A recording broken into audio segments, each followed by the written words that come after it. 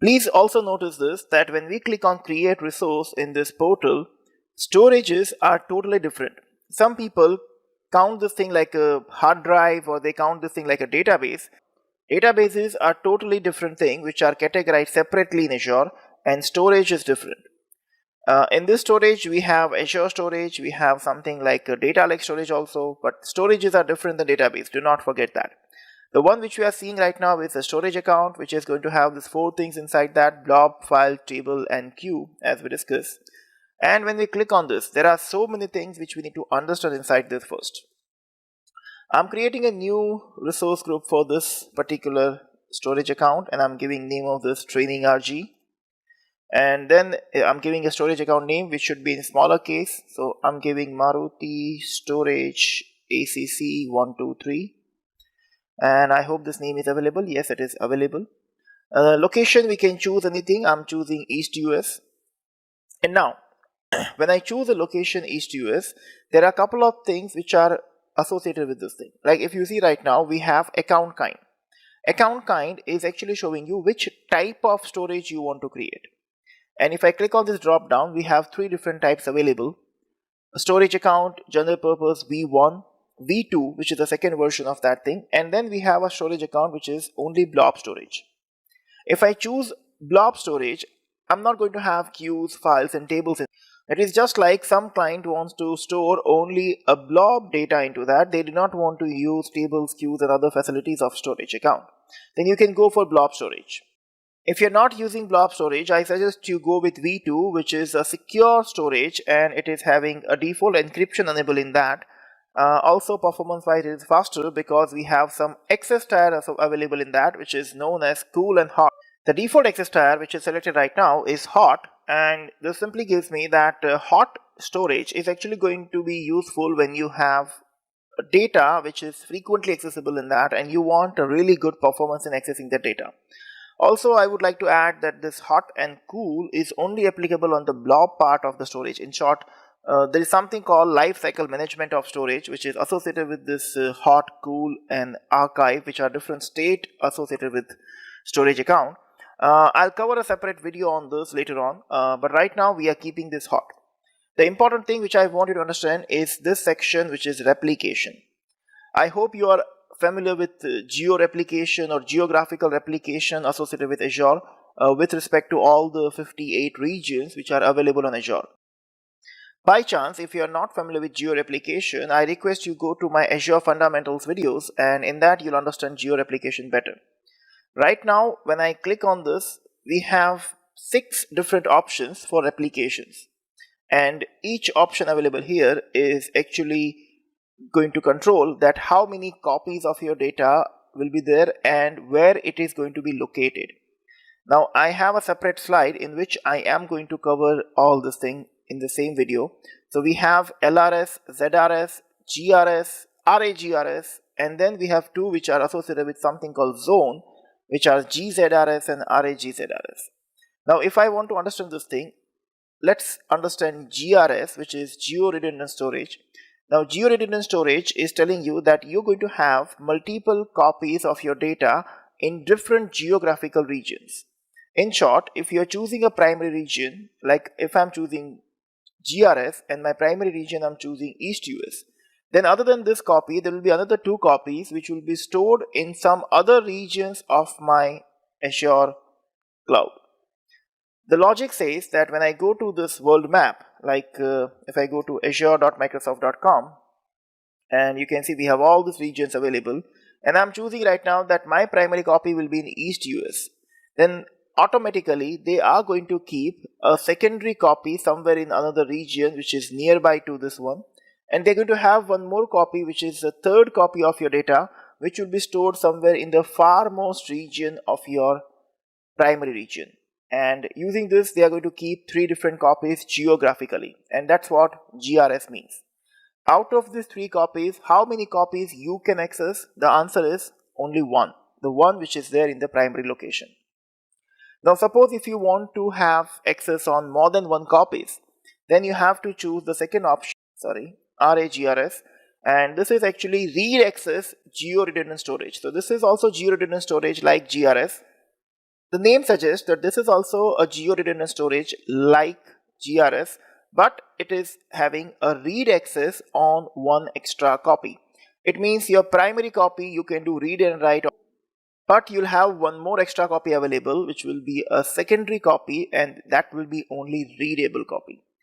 Now, if you understand GRS and RAGRS right now, then based on that, you'll understand the other options also later on. Right now, I'm choosing this RAGRS and I'm going to click on next, which is networking. I can choose which kind of network I want that this storage should be accessible. I can put right now public endpoint so everybody can access this thing, or I can put in private with a proper network configuration associated with that. But I'm keeping it public endpoint right now. We'll see security of storage in the next video. Do you want a secure transfer required? I'm saying no, I want to disable this thing right now. Otherwise, it can be accessible only through HTTPS. And then do you want a data lake storage and all? I do not want any of this thing right now. So I'm just not doing anything in that. And we're going to click on create.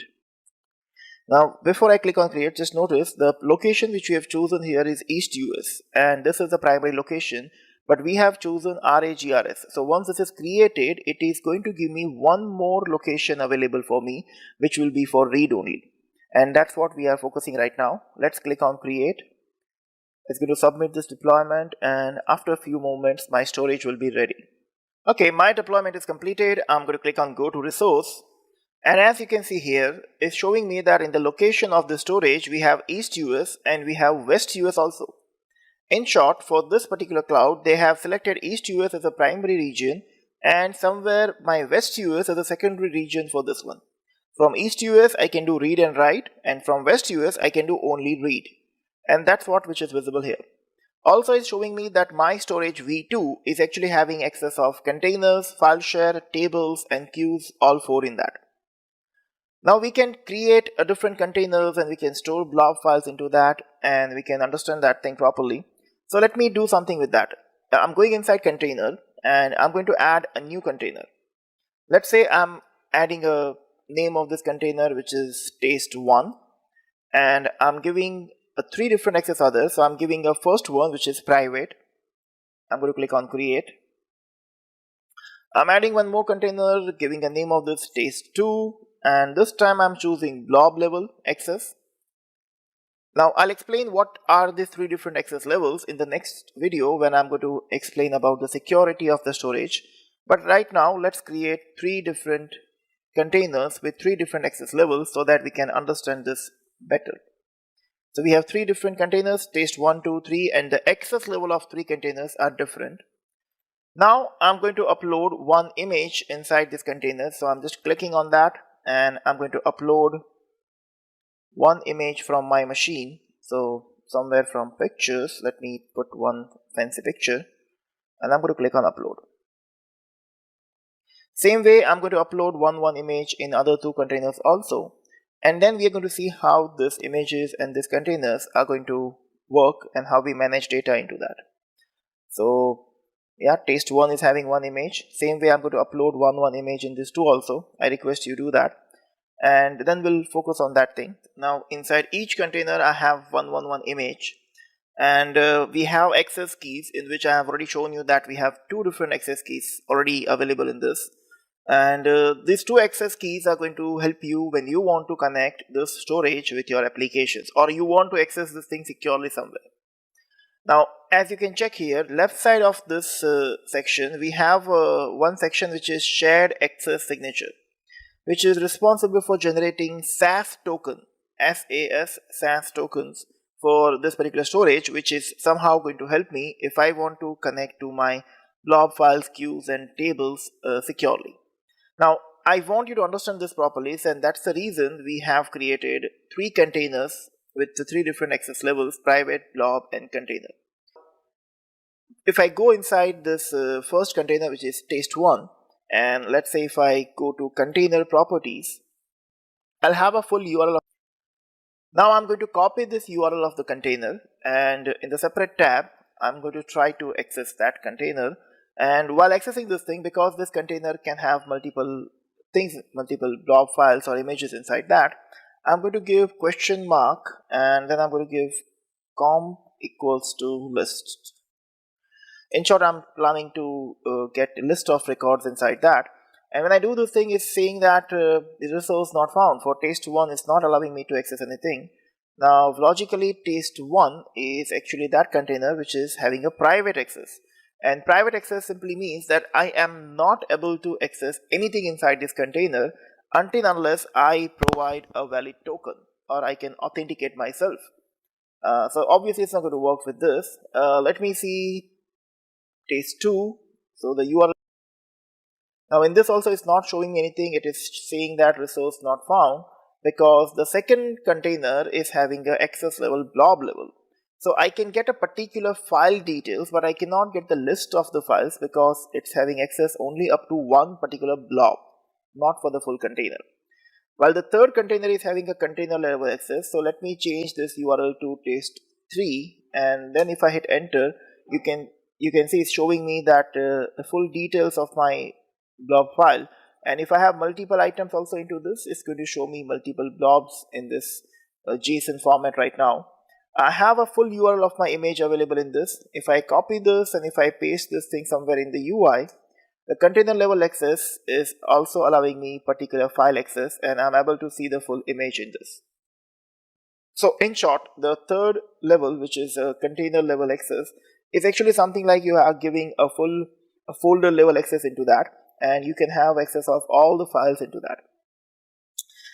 If I go inside my second container, which is test2, so in this I have one image, and I have the three dots here. If I click on this, I can go to the properties of this particular blob file. So you can see it's showing me all the properties of this blob file, including that this is a hot image, and then I can just click on this URL, which is going to give me a full URL of that particular image. So I cannot access the list for test2, but if I paste the URL which is coming from test2 and I'm giving a full path of that blob, then it will allow me to access that image. So the second container is not having a container level access, but if you give a access to a particular blob file, then you'll be able to access that. My internet is a bit slow, so that's why it's taking time to load this thing, and even the image is also high quality. So, but anyhow, we have access to this. I hope you understood the two container access, blob level and container level. Private is, as I explained, this is a secure thing. So even if I go inside this container, I can see that we have one image in that, and if I try to get the properties of this image, I'll get. But this time, even if I copy this full URL and if I try to paste this, it is showing me that I do not have access of this image which is inside test1 because test1 is my container which is private. So the logic says that you cannot access this thing without a proper token. Now how can we use token actually? To understand this thing, in the same page, I am clicking on the tab which is generate SaaS. Now this time first I'm trying to generate SaaS, and then I can control which kind of token permissions I can choose in this. Let's say I'm saying I'm giving a read access only right now. I can specify a start and end expiry dates with that. I can specify a particular IP address customization so that only these IPs can access that thing.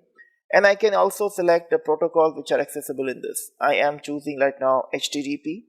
And all the SaaS token generation is going to happen with your keys, and this is a place where your either key 1 or key 2 will be used. Now most of the time I choose a different keys when I have a different environments or different client. Now what I mean by this, if I have two different clients who are accessing my same storage, then I can give key 1 to one client and key 2 to the other client. And let's say if you have two different environments, like one is a testing or staging environment and the other one is your production environment, then also you can use two different keys for both the environments. I'm choosing key 1 right now and I'm saying generate SaaS token and URL. When I do this, below that I am getting a new token which is generated automatically based on the configuration which I have given, and it's also showing me a fully qualified URL which is with token. I'm just going to copy this URL, and now if I try to paste this URL, which is not only a URL but it's also having a token with that, and then you can see that I'm able to access my home sweet home image. So yeah, so this is what a SaaS token is all about, and this is what the security associated with the storage. So not only a container level, you have even a file level access also. And now if you understood the SaaS token, if I just go back to my storage account, this is my storage account. If I go back to my storage account, this SaaS token or this token-based security is applicable on all four. Now, I'm not showing you the tables, files and all right now, but if I just scroll down to this section which is showing me shared access signature, this one page is allowing you to control which kind of services and which kind of operations you want to restrict in this. Like let's say if I say that I want to allow blob and queues, not files and tables, and I want to allow access to only Azure services, and I want to allow all the permissions except delete permission for this, and the dates are fine, everything else is fine, and I'm saying that this time I want to generate key2, and if I click on generate SaaS connection string, it's going to show me all 4 different connection strings with a SaaS URL for blob and queues both. So we got a connection string, we got token, we got a URL for blob and queue because we have selected only for blob and queues. Now this URL I can copy and I can give it to my developers team and the testing team, and I can tell them that you can use this thing, and obviously they'll be able to use my storage only within that given configurational time which I have.